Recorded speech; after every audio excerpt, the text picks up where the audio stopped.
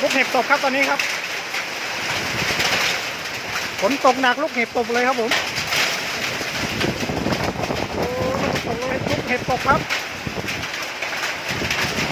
โอ้ยพายุลมแรงครับลูกเห็บตก